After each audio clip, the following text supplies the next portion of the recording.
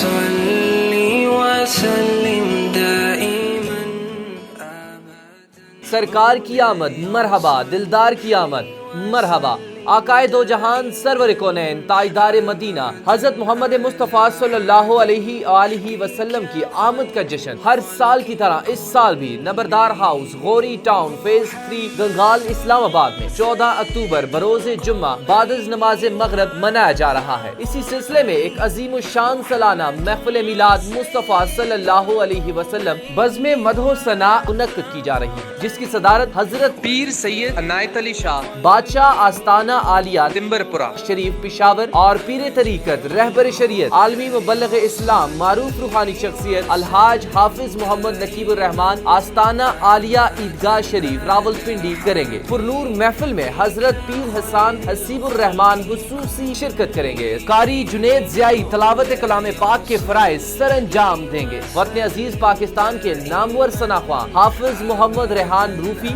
محمد شکیل اشرف، عامر مشتاق حسینی، عبدالحسیب قادری باحضور سرور کونین عقیدت کے پھول نچھاور کریں گے۔ محفل میلاد النبی صلی اللہ علیہ وسلم بزم مدح و ثنا کی سرپرستی معروف مذہبی اسکالر امیر جماعت اہل سنت وفاقی و شمالی علاقہ جات اسلام آباد حضرت علامہ پیر سید شبیر حسین شاہ گیلانی کریں گے۔ مہمان خصوصی کے طور پر الحاج محمد نواز گوندل، محمد علی رضا اور سید نصر من اللہ شاہ کاظمی خصوصی طور پر شرکت کریں گے۔